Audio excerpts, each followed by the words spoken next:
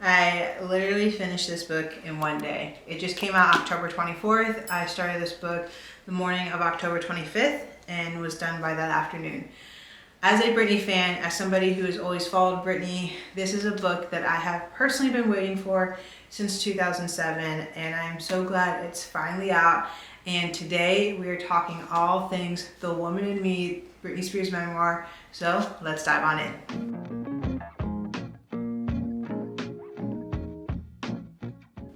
The emotional roller coaster that this book put me through is unexplainable. And there is so much to talk about, not only as a Britney fan, but more importantly as a mental health therapist. But we're not going to talk about all of it because that would literally take hours. And I want to just hit on some of the main points. There are three main things that I want to talk about in today's video in regards to this memoir. Number one is going to be family dynamics. Talk about how she explained it and broke it down and what I think that has to do with where she's at now mentally and emotionally.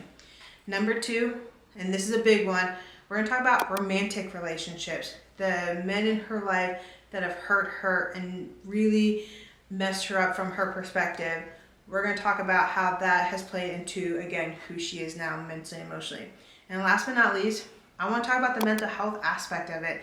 There's so much that has happened to her mentally and emotionally that it would be surprising if she wasn't acting the way she was acting currently. So let's dive into family dynamics. So a brief overview, Jamie and Lynn Spears are mom and dad. The first to come was actually Brian Spears, then you had Britney Spears, and then years later you had Jamie Lynn Spears. Now Britney and Brian were pretty close growing up. I think some of that was due to age, but more importantly I think some of that was actually due to the trauma and experience that they had as children. One of the things that Britney really talks about in this book is the harshness of her dad and how her dad really struggled with things like alcoholism and gambling. So he was really never financially stable, and he ended up gambling a lot of their money away. And so it was hard for him to keep a job and make money. There was a season of life where he had, I think, opened up a gym kind of in his own home, and it seemingly went well until again he started getting caught up in gambling and losing the money. So there's a lot of inconsistency growing up in that home. Now it seems like mom was okay. I don't know if she's like mom of the year or anything for a while, but there are a couple of things that stuck out to me while reading this book. Number one being once Britney started kind of going on the track of I want to entertain, and mom saw that in her, she would drive her up to New York and they would stay. And there was one part of the book where Britney literally talks about it's her mom and Jamie Lynn when Jamie Lynn was a baby, and they're hanging out, and Britney I think is like 12 or 13 in this story, and her mom is literally giving her drinks, like alcoholic beverages, which is mind-boggling to me. Number one, completely illegal. Number two, the idea that her dad struggles with alcoholism, and at 13 now we are giving our kid alcohol. And the sad part I think for me was knowing that that's when Britney felt happy with her mom. She talked about feeling like it was a good time and having a good time with her mom. And so it was interesting, at a young age it was instilled in Britney, use some sort of substance, whether it's alcohol or whatnot, to deal with the stress that you may be going under. Because I think at that time Britney was in a Broadway production when that was happening. So mom wasn't too great herself either, but definitely unhealthy dynamics when it comes to parents. And something to note is that Britney mentioned when dad was growing up, he actually grew up in a really unhealthy home himself.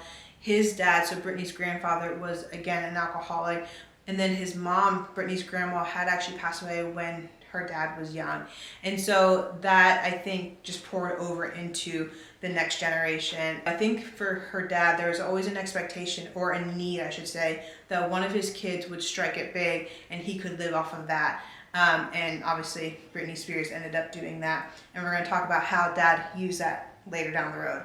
Now when it comes to Jamie Lynn, I know there's a lot of different opinions out there, and again I am very aware that this is Britney's perspective. I am very aware that this is her side of the story. There are multiple sides to every story, but I feel like Jamie Lynn has come out with a book, Lynn Spears has come out with a book, Justin Timberlake came out with songs, Kevin Federline has spoken to anybody who will listen.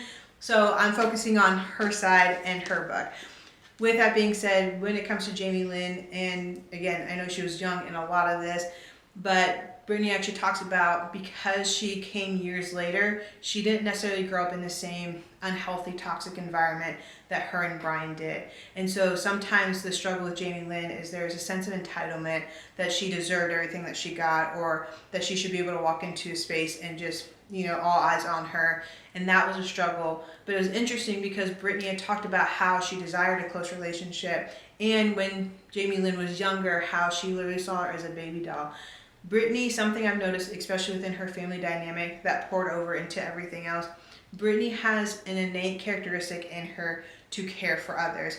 One of the big reasons she started pursuing where she's at now, the entertainment world, is because she wanted to take care of her family financially, mentally, and emotionally. She felt that pressure. I think a lot of it came from parents, but I also think she put that on herself, that I have to take care of the people around me. I want to take care of the people around me.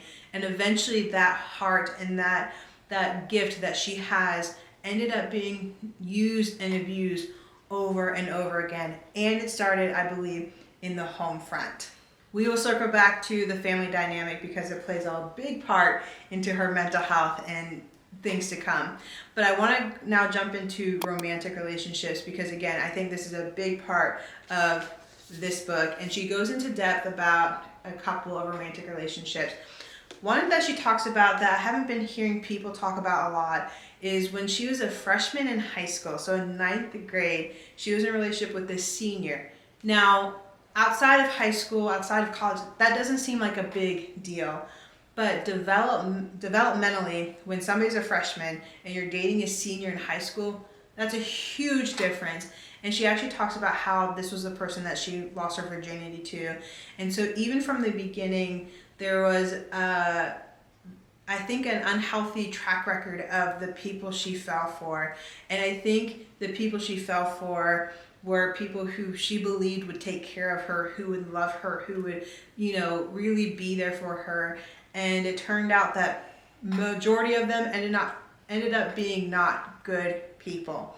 And so that was one that I'm like, oh, that's interesting. I never knew that part.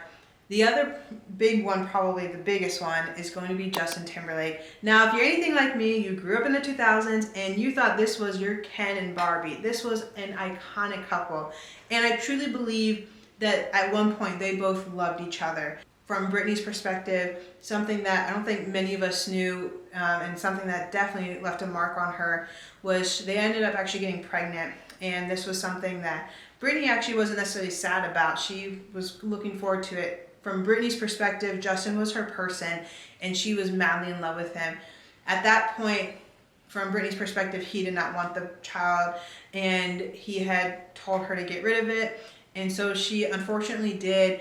And the way that she talked about like the process of doing it, the pain and hurt you could literally hear through the words that she was saying in her book. That was one of the parts I ended up crying at, because she talks about literally being on the floor.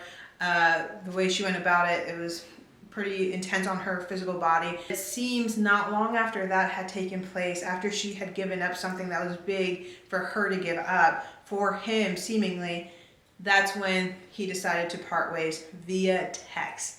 That's just cringy in itself. But here's somebody that she had given her heart to, who had given her life to, and was ready to give her life to. And he had kind of said, nope, we're good, we're done. Now, Britney does admit a relationship with somebody else, and a one-time thing and all that, which not good, I understand that. But nobody had talked about like the multiple times that he had stepped out, and what he ended up doing after breaking up via text and going through that trauma. Then he comes out with a song, I think really a whole album, the Justified album, and it talks about how just horrible she was. Not obviously directly saying Britney Spears is horrible, but we all knew at the time who he was talking about, and just drug her under the bus. And for her, again, from her perspective, it seemed like after that, not only was she grieving a loss of a child, of a relationship, of a potential future that she thought she was going to have, but then every interview that she was asked to do was literally bringing up the trauma that she was walking through, as though it was our right and our business to know the deepest and darkest place that she was experiencing. So that's definitely a big turning point for Britney, and that is something that, of course, mentally is going to mess her up, because she can't even grieve. If you think about it, think about your breakup that you've gone through, that your heart just was ripped out of your chest, and then you don't get the privacy, you don't get the right to grieve that on your own, but cameras are in your face 24/7. Not only that, there are magazine articles just being spewed about how you're a horrible person, how you cheated on a great guy, and all your business is out there, and you don't get a chance to share your side of it because nobody wants to hear your side of it, and you're trying to respect that person enough to not throw them under the bus. And so for me, like, that is such a huge point in where she's at mentally and emotionally, and I think that creates a trajectory of the people she invites into her life. So that was definitely one of the big romantic relationships she talked about that I believe played a big part in her mental and emotional space. The other big one is obviously going to be Kevin Federline. We honestly would not have known who he was until she dated him. And again, in my opinion, Dad had used Britney to gain financial prosperity. Justin had used Britney to gain another level of fame. Kevin Federline used Britney just to get his name out in the world and I try to rap, whatever that was. But again, here is somebody else who is using Britney from her perspective as a step into their ladder to get where they want without her. And one of the things that Britney had mentioned when Kevin and her started talking was she felt safe with him because he would just sit with her and hold her and not ask of anything from her. It seems like even from early on, like the Hit Me Baby One More Time song had come out, everybody was asking something from her, and she felt maybe this is the first person that won't ask anything of me. And unfortunately that turned out not to be true. They get married, and again, in her perspective, in her mind, she was in it for the long haul. She was ready. They have a kid.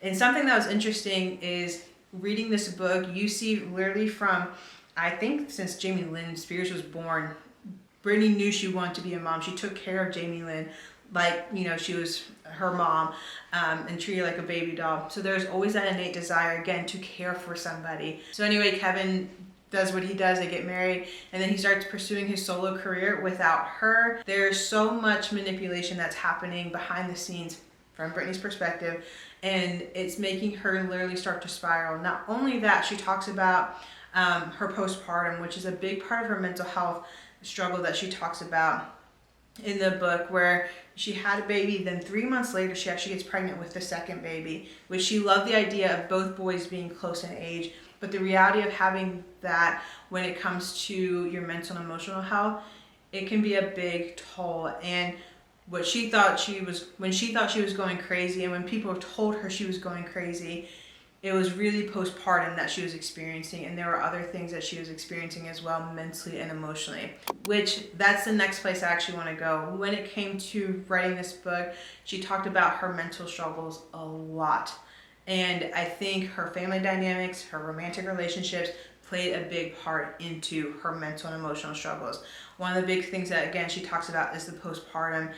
One of the biggest things I think played into her mental and emotional health was her conservatorship.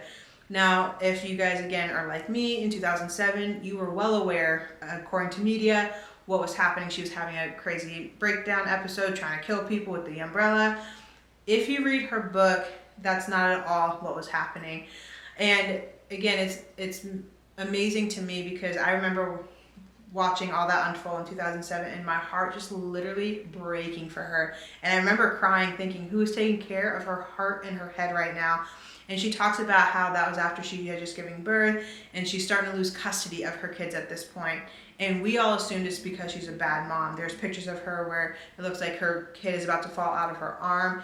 And she talks about that in the book where she's like, but people don't know, it wasn't me dropping my kid because I was on something. It was actually my foot getting caught up in something and me losing my balance and me saving my kid.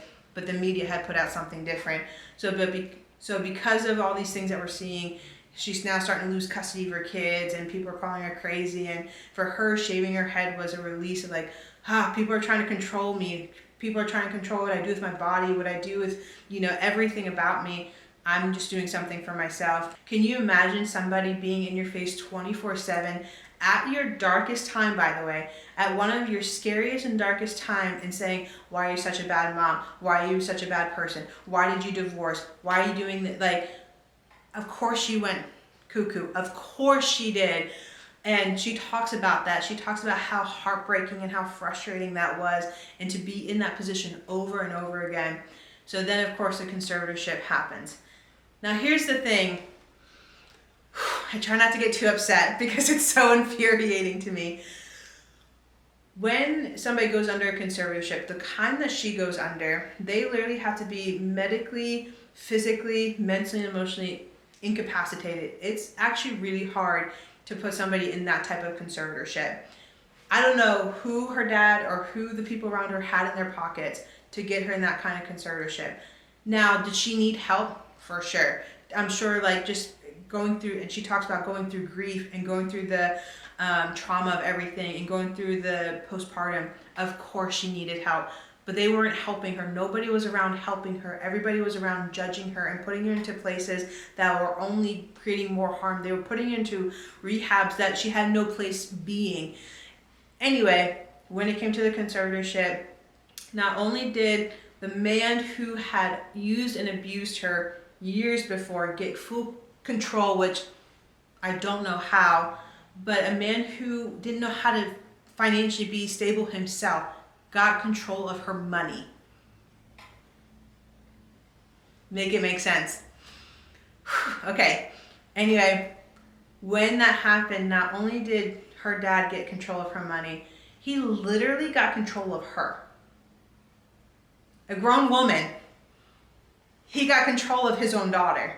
Tell me why they made her work. If she's so incapacitated, why is she working like a dog and making millions? She had a Las Vegas residency. The amount of effort and time and energy you have to do to have a whole residency and make millions and millions. She had albums come out. She did performances. Like, what?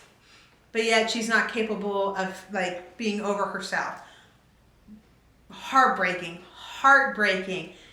To go through that kind of trauma and to be in that kind of, like, prison. Sometimes we invalidate it because she's rich and has all this money. I don't think we understand, and I'm sure I still don't understand, from what she's saying, the millions and millions that she made, she got a small portion of that. Not only that, she was told what she could and could not do with it. Like, she couldn't even eat certain things because her dad said she couldn't gain weight. Sir, what? To be under that kind of scrutiny, to be under that kind of pressure, to be Britney Spears, of course, mentally and emotionally, she's not okay, and she wasn't okay. And in the book, she owns that. She owns up to that. She talks about how she really, like, struggled, and she just shut herself off and shut herself down. And another big thing that she talked about when it comes to, like, mental and emotional health that I think is important is she talks about how she, like, went weird, or how she would start to kind of go into, like, these childish moments. And she referred to Benjamin Button a lot, where she was getting older, but mentally she was getting younger. And when I was reading that, I kept thinking of the term regression.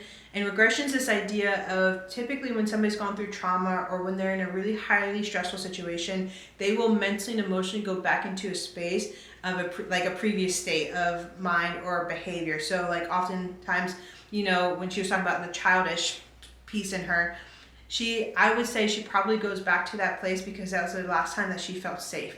Even as unsafe as it was, that was probably the last time she felt like she was in control of her own being. This is a grown woman who has no control over anything that she does, anything that she says, anything that she can do. And I think, you know, when we see, like, these weird Instagram posts or these weird, like, TikTok things, yeah, some of them are like, okay, that's odd. But reading this story, you realize, oh, it's regression. There's a mental, emotional, and behavioral regression that's happening. And I think it's out of the trauma that she experienced. When people go through a traumatic situation, or when they are in constant state of trauma, regression is often used as a coping skill. So what's happening is physically they're in the space of, a 30-something-year-old. Mentally and emotionally, though, they're going back into that place of being a 10-year-old. And I think for hers, because when she was young, although not super safe, she felt like she had control over her body and what she could do. There was a sense of freedom that she no longer had access to. And I think with the family dynamic, this is going back to the family. This is, I think, what hurt her heart a lot. Obviously, Dad has always been just nasty and not a good person to her. But I think this is where Mom really started to turn as well. Once she went into the conservatorship, then her mom comes out with this memoir and doesn't put Britney in the best light and talks about how I just want Britney to be her normal self again, and instead of again going to therapy with her or going with her to things, she's just putting her out there because it's Britney Spears.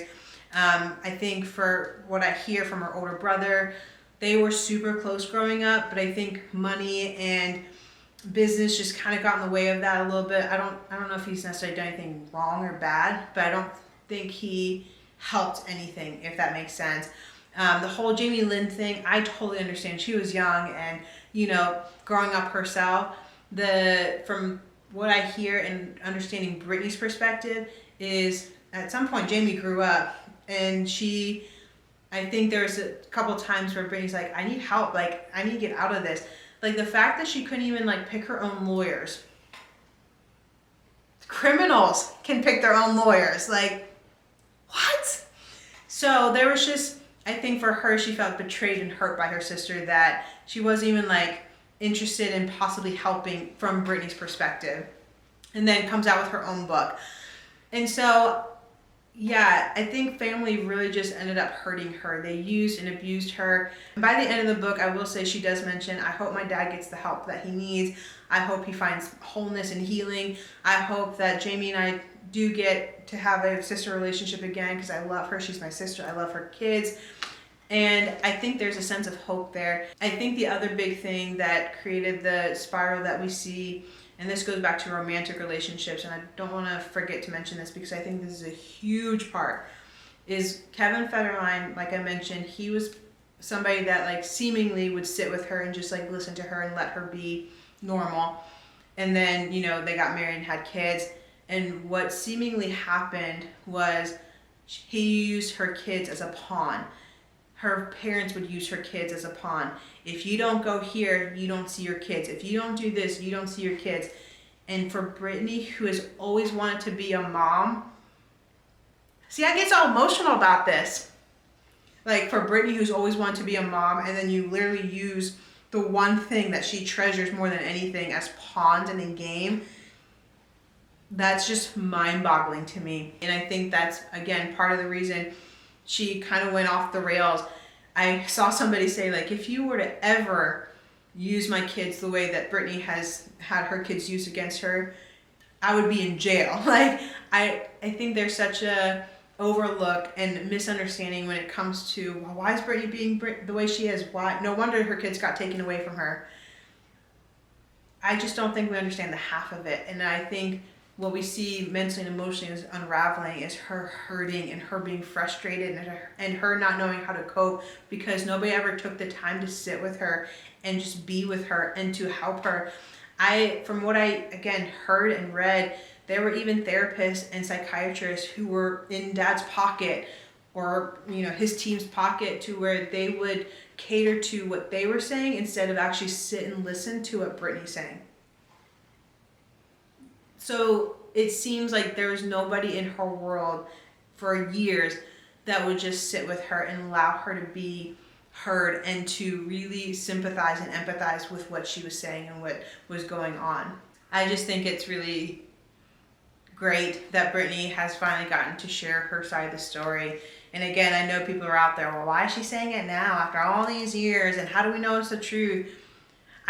Why didn't we say that when Justin came out with his Justified album? Why didn't we say that when Kevin Federline almost every other day for years would talk to the magazines? Why didn't we say that when her mom came out with her biography? I don't think we, again, comprehend when you're under a conservatorship that she was under, that she just got free from, by the way. Once she got free, that's when this book was starting to be written. She couldn't even choose the food she ate. Do you think she can use her voice any other way? And so that to me is why it took a long time. My hope is that this book also gave her a space to heal and to start the recovery process. There's been a lot of hurt done. There's been a lot of trauma that she has literally had to walk through. And I know it's going to take a minute for her to find healing, for her to trust over and over again, even this newest relationship she was in. And this book was written before that whole relationship ended. But even the newest relationship she was in, they just got, divorced. And so it's like almost every person in her life has, again, seemingly used her name, got to where they wanted, and then left her in the dust. And to go through that over and over again for years, eventually you start believing that nobody's ever going to love you for you. Eventually you're going to start believing nobody's ever going to want to be a friend to me just because I'm me and not because of what I can give them. Eventually you're going to start believing and behaving in the way that she is behaving, where it's like, I'm a loner, I'm weird, I'm by myself because I can't trust anybody, or there's nobody that wants to be in my sphere or in my world just to be in my world. They want to use something, they want to do something with me and then get rid of me. Does she still have a long recovery road? For sure. Does she still need help? For sure. Does she still mentally and emotionally struggle? Of course she does. Of course she does. To go through what she has gone through, I would be shocked if she did not struggle right now. And so those are just a few of my thoughts on this amazing memoir.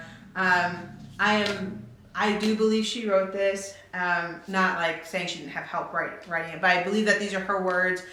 I think it's a great balance of her understanding, like, okay, there are things I didn't cope with well or handle well, while also, telling her version of the truth. I think she has every right to write this book. I think she has every right to share her story. Everybody else did. And I think that this is her time for her voice to be heard. And so, again, those are my thoughts on the Britney Spears memoir. I hope you guys enjoyed today's video.